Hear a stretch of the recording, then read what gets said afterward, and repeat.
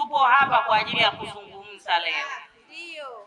Nataka mfunguke, hakuna atakayepigwa jiwe wala nini. Tupo kwa ajili ya kutekeleza ilani ya Chama cha Mapinduzi na tupo kwa ajili ya kumsaidia Daktari Samia Suluhu Hassan.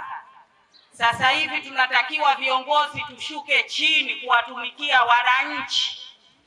Kule katika mambo ya kimungu wanasema uifanye kazi katika roho na kweli, lakini huku tunatakiwa tufanye kazi kweli kweli kwa wananchi wa chini huku. Na wazazi wote wa Kiharaka wenye watoto wanasoma Shushila, tunashukuru wazazi, pamoja na changamoto zote walimu wanajitahidi kuwafundisha, tunashukuru, Mungu awabariki sana. Lakini kwa watoto wetu wa kike, ule mpango wa kutoka saa 12:30 saa 1 usiku wanapita lile poli, wanaenda sijui wapi huko, wanaenda kule Changwaila kule, wanaenda Kiembeni saa 2 usiku kwenye lile poli. Afisa elimu, tunaomba tuonee huruma, sisi wazazi tunaumia. Wale watoto wa kike sio wote wanafanana, tunaomba kakae na walimu wako ili kusudi ule muda wa kuwatoa usiku sana wapunguze. Maana wakati mwingine sisi kama wazazi, watoto wanapita vichocho poli kweli kweli kule, sijui kama unapita, lakini wapo wenye nguvu za bodaboda, wanapanda bodaboda na miziki yao, wanafurahi, wanapelekwa, wanarudisha. Lakini kama mimi, wanaporudi na bodaboda wale zao, yule mnyonge mtoto wangu mimi hana hiyo 2000 ya nenda rudi, anarudi kwa miguu. Asipomaliza shule tutamlaumu mheshimiwa, tutamlaumu yule mtoto. Saa 2 usiku, saa 4 anafika nyumbani. Asante. Sasa shule hizi nazo tunatamani angalau kukaa na watoto kwa muda mrefu kidogo, ili kuweza kuandaa kwa ajili ya mitihani yao. Ndugu zangu, ni dhahiri shahidi kwamba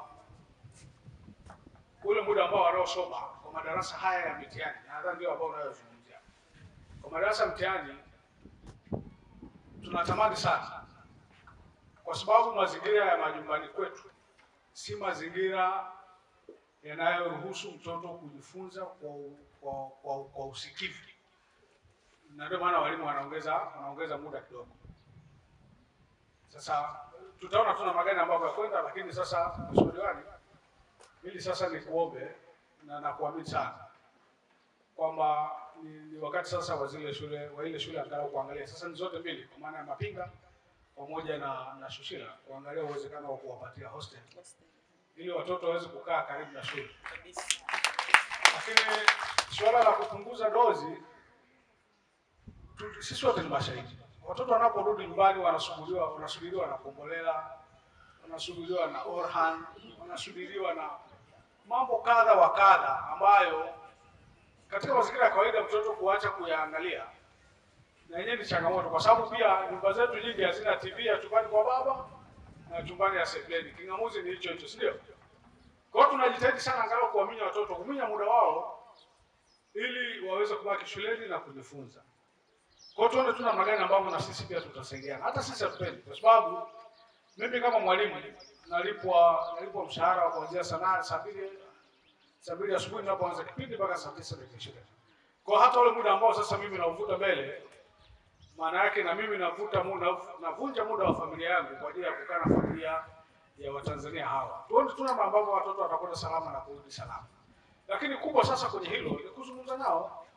Shida moja ambayo tunayo wazazi wa sasa, hatutaki kuzungumza na watoto na wakakubali maisha yetu. Sisi ambao tumetoka kaskazini kule, mimi nilikuwa natembea kilomita 9 kufuata shule ilipo wakati huo.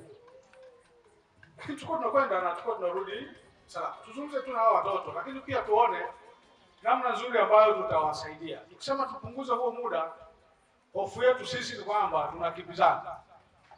Mheshimiwa Diwani alivyo hapa leo, namuona hivi, siku matokeo yakiwa mabaya pale anabadilika na rangi kabisa, naye anataka ufaulu. Sasa bahati mbaya kwa Mapinga tunakimbizana na mashule makubwa kama Baobab au mashule ni makubwa mengi ambayo yenyewe yamejitosheleza. Kwa hiyo nimuombe tena Mheshimiwa Diwani kwamba hii sasa tuichukue kama changamoto ya namna ambavyo ya kuwaweka hawa watoto hostel pale. Lakini mbele ya wiki niseme na niahidi kwamba Mheshimiwa Rais pamoja na halmashauri imetuletea fedha pale milioni 125 kama sikosei. Tunajenga madarasa 5. Kwa niombe Mheshimiwa Rais kupendeza yale madarasa angalau wale wanaotoka mbali sana tunaweza tukayageuza yakawa hostel kwa muda wakati tunaendelea kupambana kutafuta hostel ya kudumu ili tupunguze mbali. Japo sasa na yenyewe ni kwa ajili ya kupunguza mbanano darasani, lakini tunaweza tukaamua moja likatumiwa na wavulana na upande mwingine na upande ule mwingine likatumiwa na wasichana.